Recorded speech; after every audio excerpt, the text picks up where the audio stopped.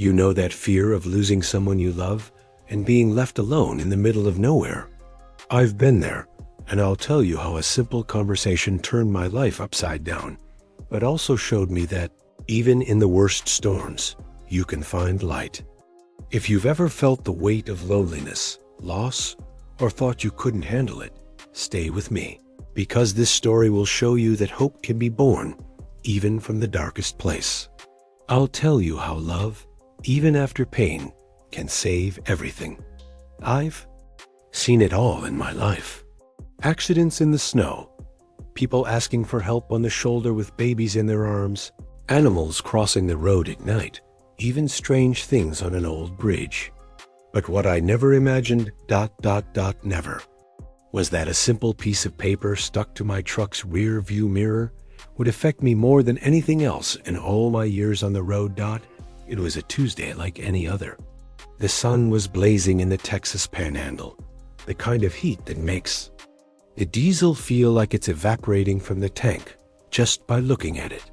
I was returning empty from a delivery in El Paso, cruising slowly across the state in my old Freightliner, the one that creaks on hills, groans on the hot asphalt, but has never let me down.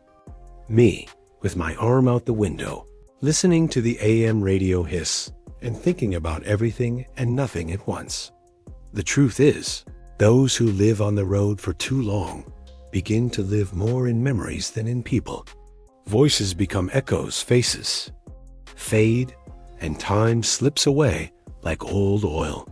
And it was there, in the middle of that dry stretch between Odessa and Midland, that she came back to me. The memory I'd always hidden deep in my soul. Mariana, my daughter. The last time I saw her, she was still a child. Her hair tied back with a colorful elastic, the smell of cheap shampoo, that small, shy smile. I remember like it was yesterday, the day I gave her a little blue battery-powered radio. Small, noisy, but it worked. I recorded a cassette tape with our voices. Mine saying, "Daddy loves you, daughter. I'll be back soon, okay?" It was my way of being present, even though we were miles away. But the road takes its toll. I got further and further away. Stop after stop, load after load. Her mother got tired. She said I was a roadside dad, the kind who only shows up at Christmas with a hastily purchased gift at a gas station. One day, she disappeared. She took the girl, moved states, changed her number, erased everything. I tried. Oh, how I tried. I knocked on relatives' doors, called friends, cried in secret in truck stops, but nothing. Over time, I accepted that the road had swallowed me whole. I began sleeping in the cab, eating when I could, and pushing on as if that were life. Each headlight gone was another piece of my story slipping away. And with each sleepless night, I repeated to myself, that's it. Truckers don't get happy endings. But that day, something happened. Something that shattered everything I thought was stuck together. Because sometimes, life prepares reunions in ways we don't expect. And it all begins with what seemed like just another random occurrence. So there I was, parked at a gas station, smack in the middle of Texas, somewhere between Odessa and Midland. The kind of station that seems forgotten on the map. 3 gas pumps, a diner smelling of fried food mixed with hot dust, and the typical silence of late afternoon. I parked my truck in the corner, as I always do, got out a little stiff, and went straight for a strong coffee with stale bread. Simple things, but they hold your soul together. I sat on one of those little plastic stools by the window. I just watched the traffic on the road, the cars passing by, the wind stirring the red dust, and that feeling of emptiness that only those who live on the road understand. But it was when I got back to the truck that everything changed. Side of the rearview mirror was a folded piece of paper. It was tightly secured, as if someone had placed it very carefully so it wouldn't fly away. At the time, I thought it was a pamphlet or some kind of traffic warning. I don't know. I grabbed It slowly, my mind elsewhere. But as soon as I opened the paper, man, my legs just gave out. My heart raced as if I'd been electrocuted. It was her handwriting. Mariana's. That same round, slightly slanted handwriting she used when she left notes stuck to the refrigerator door. You could tell just by the way she wrote the letter P for Father. You know that feeling of going back in time? Of being pulled back to a place you've spent your life trying to forget? That was it. It broke me. The letter began. Dad, I know you stop by here every month. I work at this station. I just wanted you to know that I never forgot. And that, despite everything, I still hope. I read and reread that paper more than 10 times. My hand was shaking so badly, it felt like I was in the middle of a blizzard. My eyes were blurry, as if time had slowed down just to give me time to understand. She was there, close by, working at that station, and she was still waiting for me. I looked around, searching for a familiar face, a woman who looked like the little girl I remembered. But I saw no one. The cashier said an employee was off that shift. I stood there for over an hour, sitting in the cab with the ticket in my lap, unable to start the engine. Unsure of what to do. Because in that moment, everything I'd been swallowing for 20 years rose up in my throat. Pride, shame, regret, pain, it all came rushing back. And then fear hit. Fear of deserving to be there again. Fear of having been found by her when I'd already given up on myself. That note was more than a piece of paper. It was a silent scream. A hope written with hands that grew up without mine nearby. It was as if she'd thrown me a rope from a place I never thought I'd return to. And me? I stood there, still, trying to remember how to breathe, when guilt grips your chest, and that's where the hardest part comes in. Because after all that, after knowing that my daughter recognized me, that she was waiting for me, that she still had a place for me. How do you just start the engine and leave?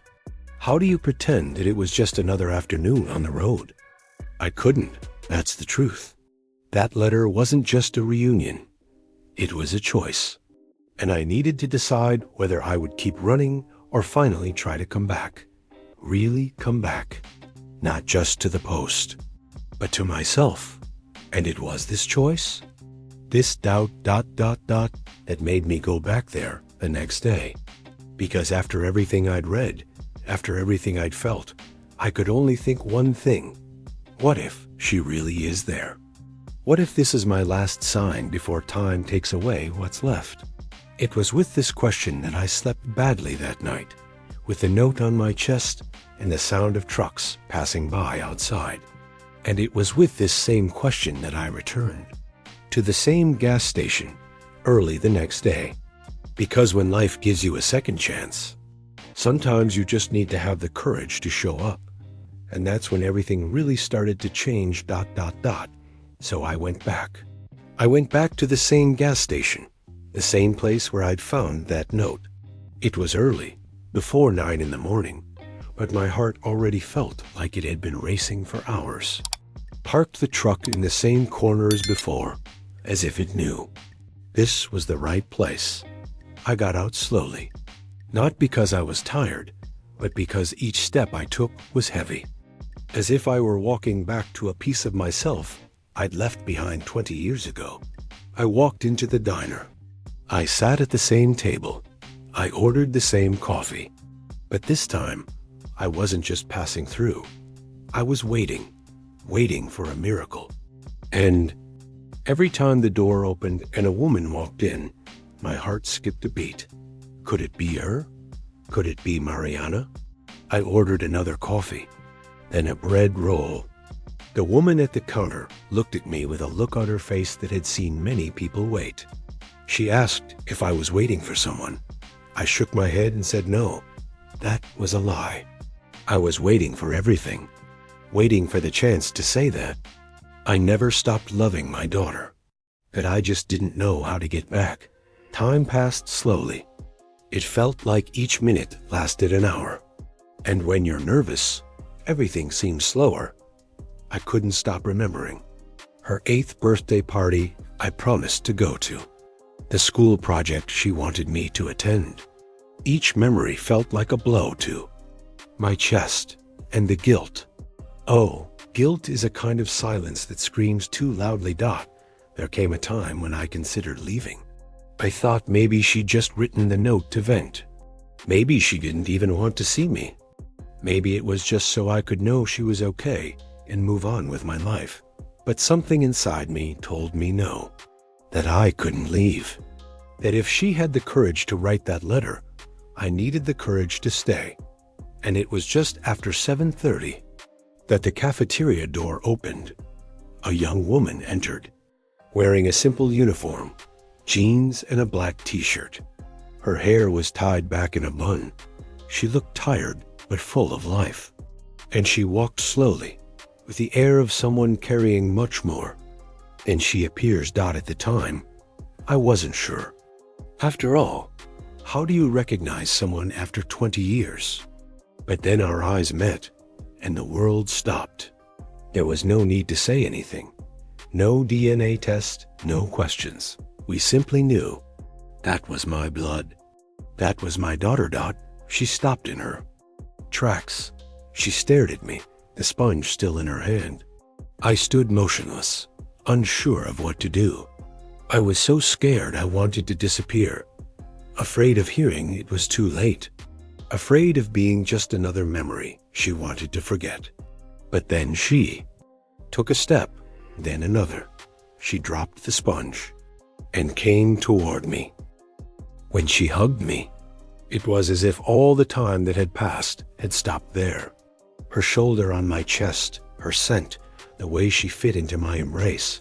It was as if life said, "See, it's still possible." She cried softly. I cried inside. Because we only cry inside when the whole world is falling apart, but we want to stay standing. That moment needed no words.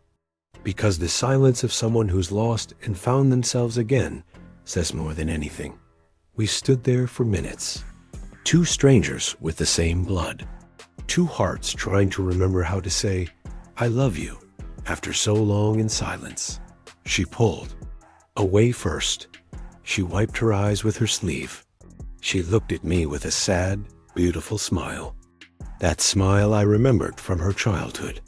And she pointed outside, as if to say, "Let's breathe." And it was when we left together, walking side by side, that I realized ...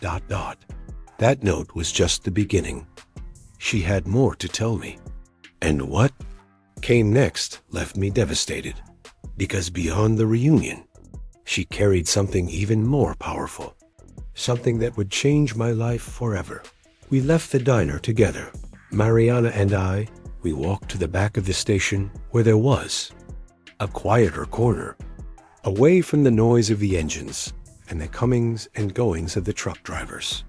She led me to a simple little room where she rested during breaks. It had a narrow bed, a small side table, and a cardboard box full of souvenirs.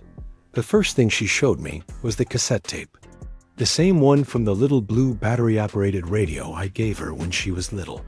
She still had it. She treasured it. I looked at it and felt my world crumble inside me.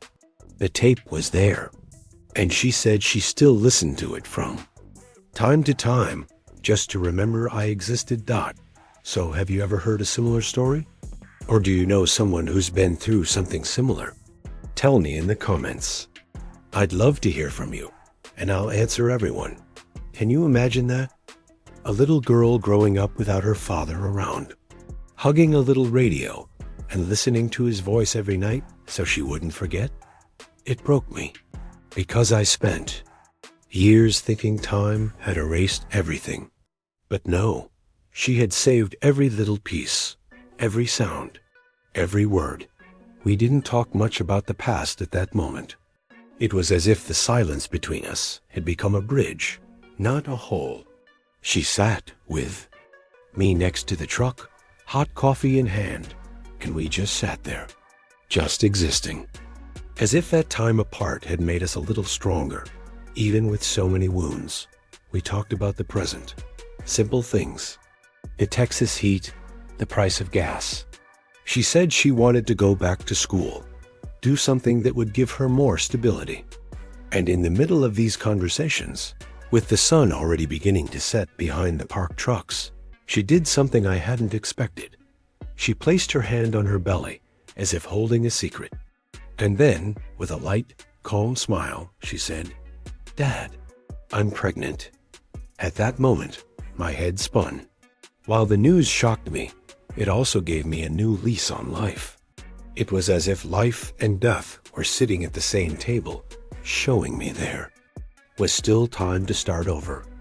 A baby, a grandchild, a new beginning. She said his name would be Antonio, just like mine. Not because I asked, but because she wanted him to know where he came from.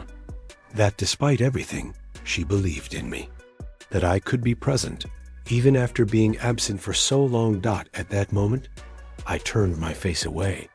I didn't want her to see my wet eyes, but she already knew. She'd always known. It was as if she'd seen the man behind the mistake, the father behind the absence. And yet, there she was, giving me the greatest gift of her life. She held my hand tightly. She said she didn't want to see me cry, that even with everything that had happened, she had faith. Faith that I could do things differently. And that now, this boy, this little Antonio, needed me, just like she once did. And that night, returning to the truck bed, my head bursting with emotion and hope, I lay on my new mattress and stared at the ceiling for hours. The world outside spun, but my world now had a name. It had weight. It had a new heart beating. I knew time was short. She seemed fragile, even though she was trying to be strong. But I also knew that every extra minute with her was a miracle, and I wasn't going to waste it. The months that followed were a mixture of fear and hope. Her health, well, that part is hard to tell. But that's where a new mission begins. A promise.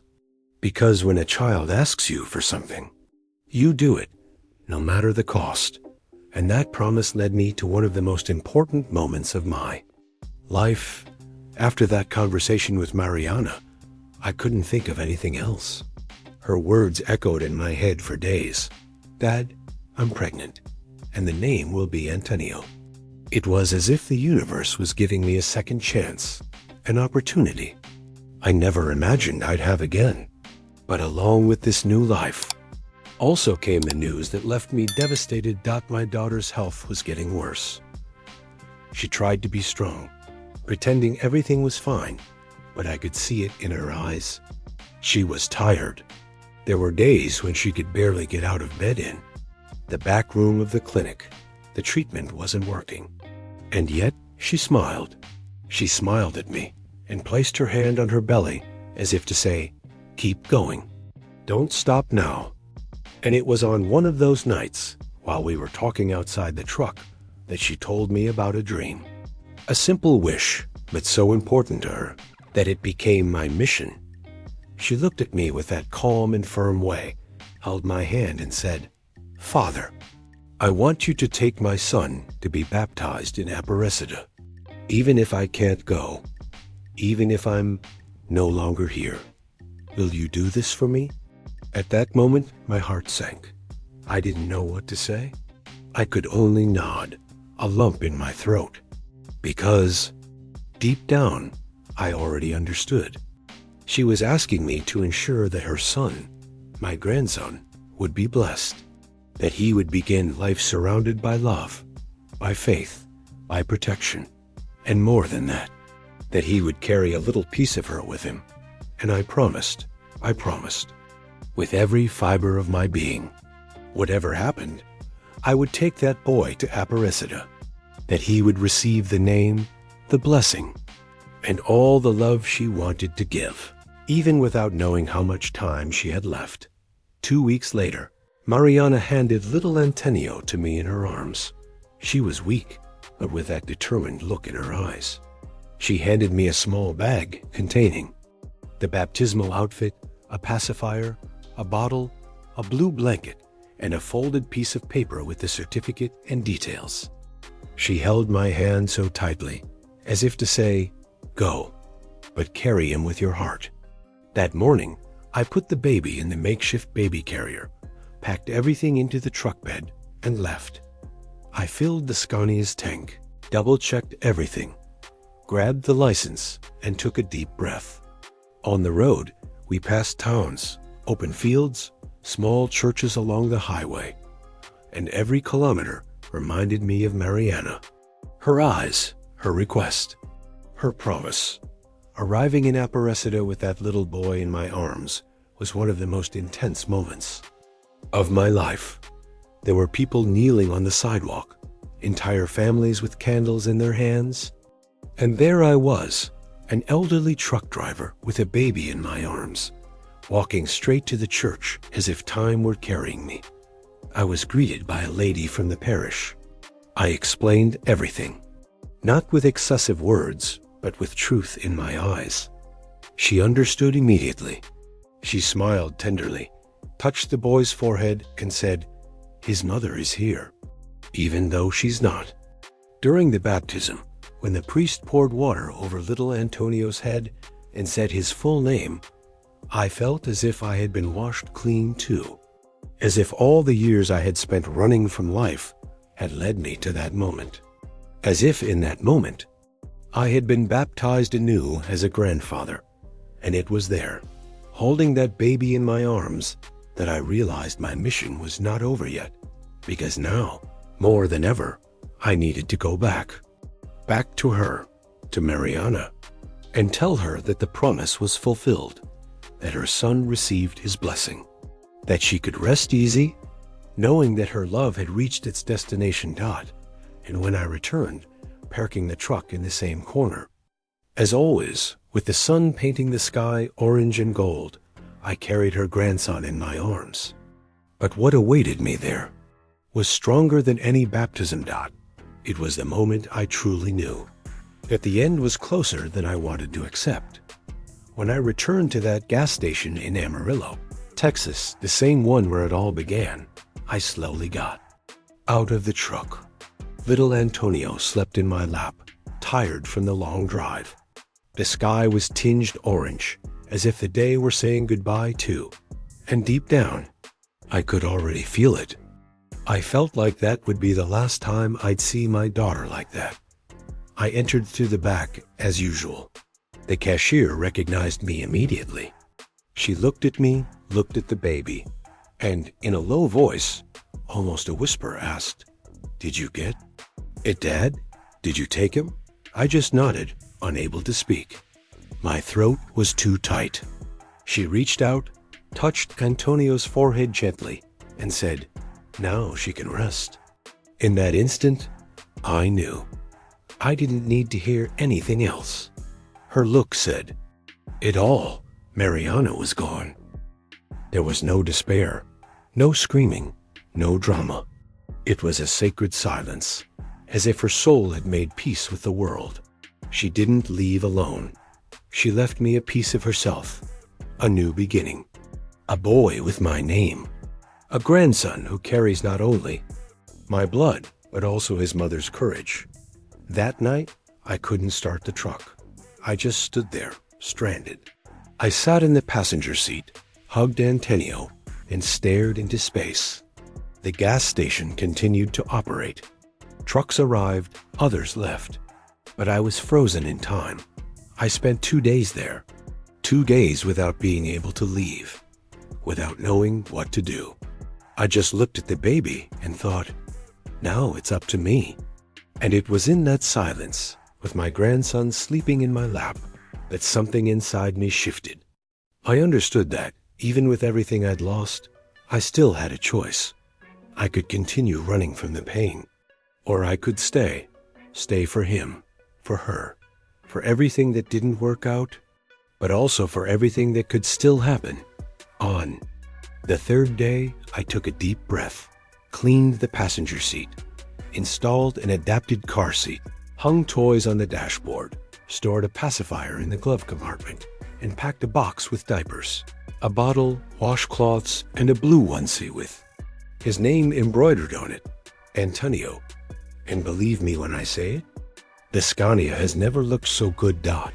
It was as if he knew he was now carrying the most important cargo of my life. It wasn't just diesel or lumber or machinery anymore. It was love. It was a baby. It was the future, Dot. It stops. I'd change his diaper. In the back seat, warm his bottle with water from the radiator, and sing softly to him to sleep. And the engine? It kept going strong, as if it too had found a new reason to keep going.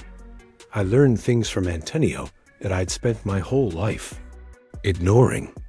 I learned to stop more often, to drive slower, to listen to music more quietly. I learned that it's not about the destination. It's about who's going with you, Dot. And little by little, the truck cab became our home.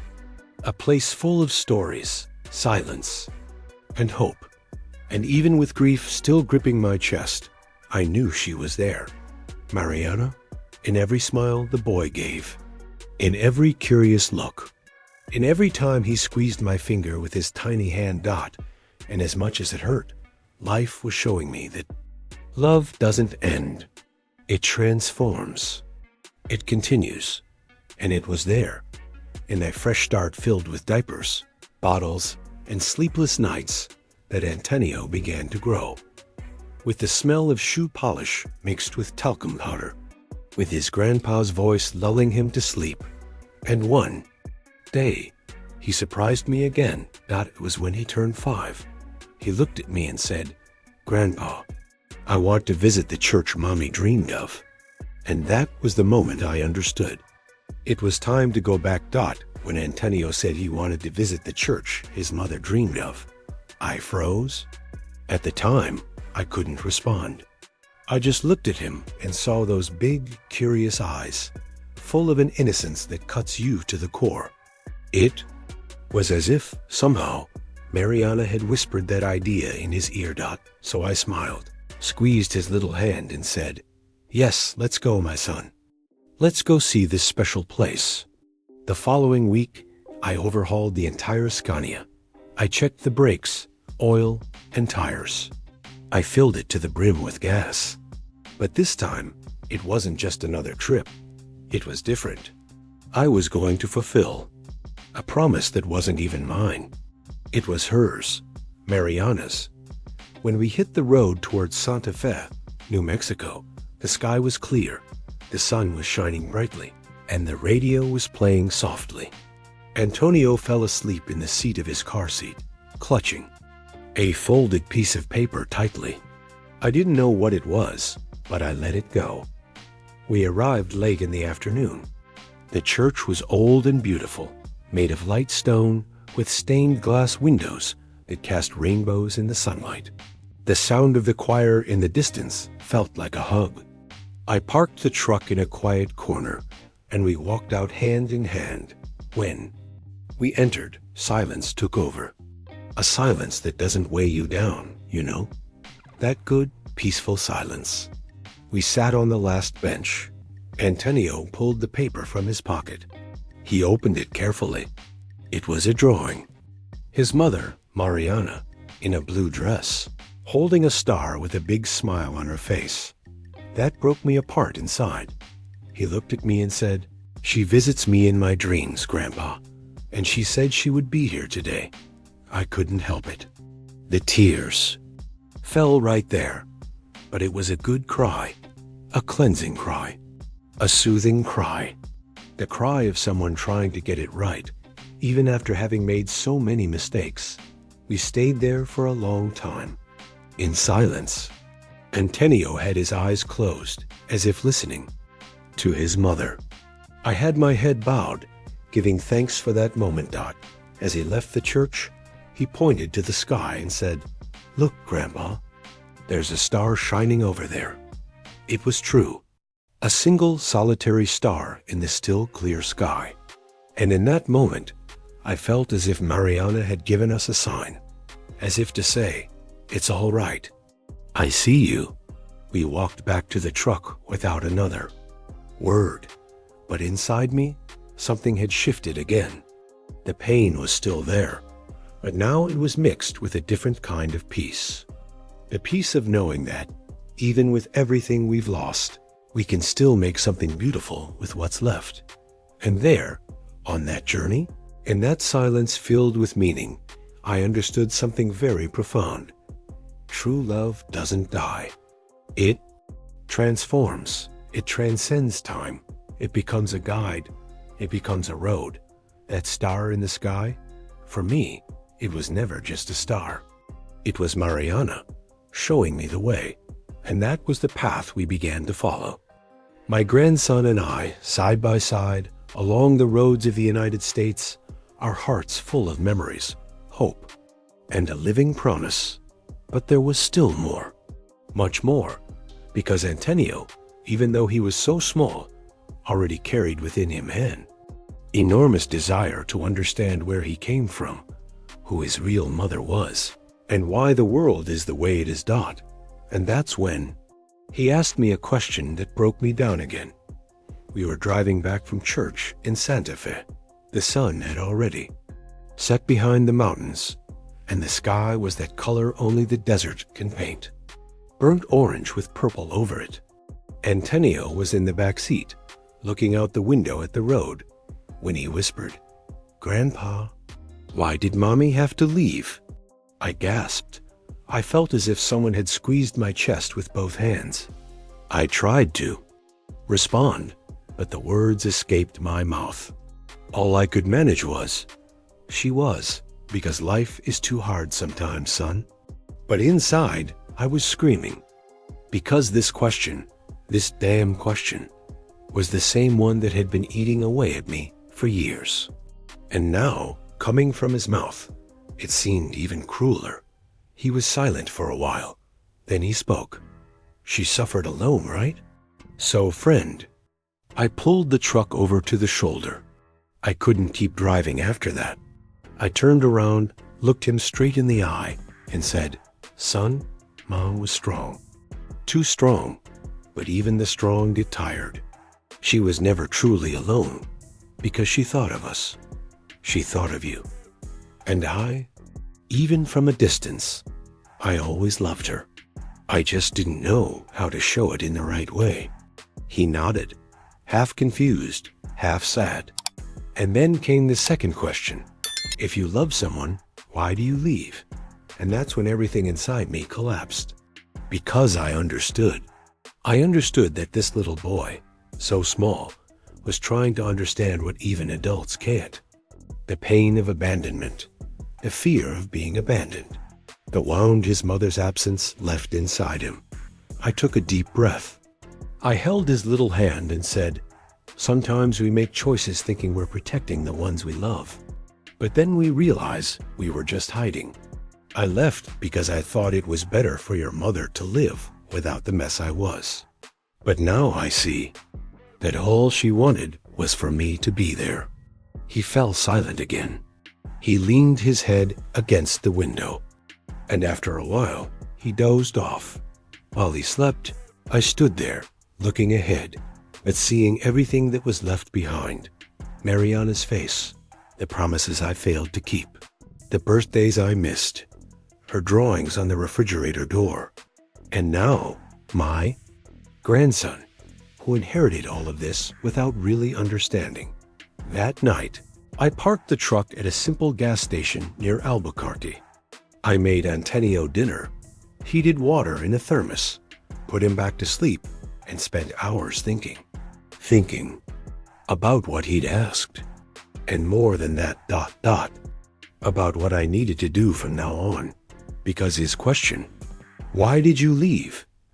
wasn't just for me. It was for all the parents who, out of fear or shame, distance themselves from their children, thinking they're protecting them, when in reality, they're creating a void that can never be filled. And it was in that silence in the cab, with the smell of diesel and powdered milk mixed together, that I made a decision. If I had been an absent father, now I would be the most present grandfather in the world. I couldn't change the past, but I could make his future different. And it was precisely the next day, with that decision still burning in my chest, that something completely unexpected happened. A noise on the truck's window, a figure standing outside, and an envelope with my name handwritten on it. It was as if fate had heard the promise I made to myself and decided to test whether I was really ready to fulfill it. I was still sitting in the truck's seat when the envelope fell outside near the door. I picked it up carefully, and the moment I opened it, my heart raced. It was a letter. The handwriting was a little crooked, but it was impossible not to recognize. It was from Mariana, my daughter. The same handwriting I saw on the notes she left on the fridge when she was little, with drawings made with colored markers. The same handwriting that, years later, wrote to me again. In the letter, she spoke of longing, forgiveness, and hope. She said she never stopped loving me, even when it seemed I'd disappeared from the world. That she always dreamed of the day I'd return, that I'd show up at the gas station where she worked. That she had a strong desire to talk, to understand me, to build something new. Even after everything that had happened. As I read, the tears began to flow uncontrollably. You know, that pain you carry in your chest, but it's mixed with a glimmer of hope.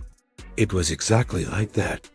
I realized she had saved every piece of our story, every good and bad moment, and that she was ready to try again. But the truth was, I didn't know if I was ready. The fear of rejection tightened my throat. Would she forgive me? Did she really want this second chance? The fear of hearing "it's too late now" was greater than anything. But the desire to make things right, to be a part of her life again, was stronger. All night long, I thought about those notes, that letter, that opportunity I'd let slip away for so long. And it was in that moment, alone in the truck bed, that I understood something. Time doesn't go back, but love can always find a way to heal the wounds. I had to try. I had to try. The next day, with a heavy heart and the letter tucked away in my pocket, I returned to the station where she worked in Albuquerque. The old Scania parked in the same corner, as if it knew this was the right place. I got out slowly, breathing deeply, thinking of all the words I wanted to say, but didn't know where to begin. I sat there in the corner of the diner, ordering a coffee and trying to imagine what she was like after all these years. Every person who walked in made my heart race, but it wasn't her. I waited for hours, staring at the door, caught between fear and hope. And then, near the end of the shift, she appeared. It felt like time had stopped. She was truly there, in her simple uniform, her hair tied back, and that look in her eyes that I recognized instantly. A look that said she was surprised, but also eager to understand. And it was in that moment, in that silence filled with stories, that I knew our lives would change forever. That letter wasn't just paper. It was the bridge we needed to find each other again. But what happened next? Well, I'll tell you about that in the next chapter, because what came next was more unexpected and exciting than I could have imagined. We're getting to the end of this story, but first, could you give this video a like? It really helps YouTube show our content to more people who need to hear it. It's quick, thanks.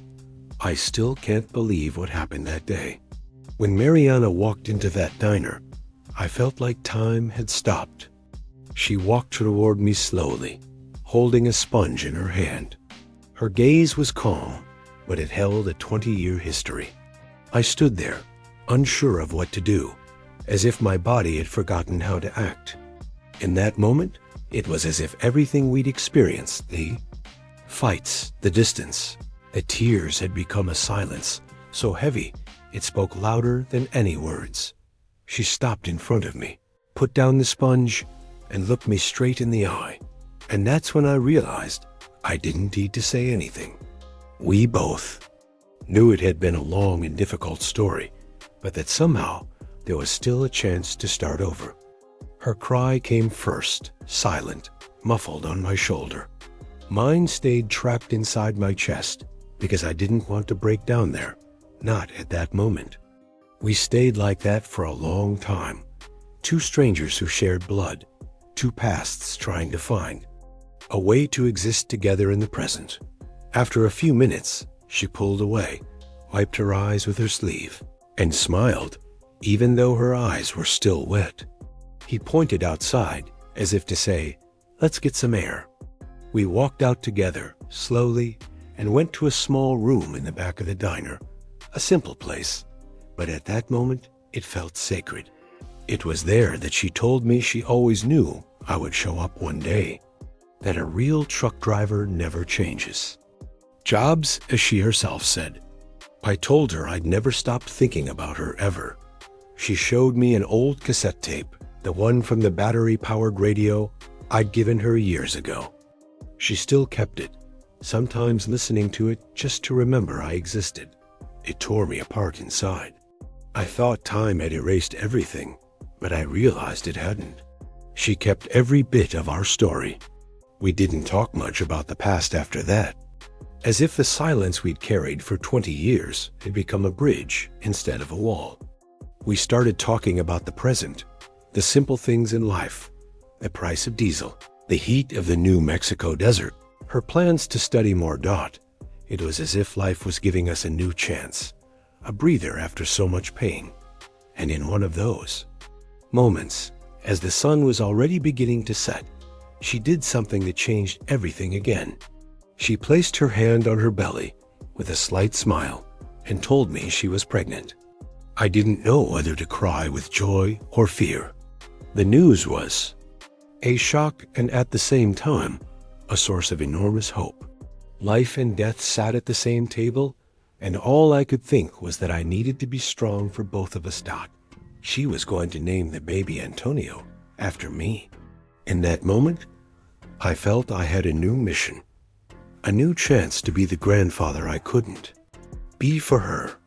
I promised that, no matter what, that boy would be blessed, protected, and loved. The months that followed were a mixture of fear and hope. I kept driving down the road, but my heart remained stuck in that gas station.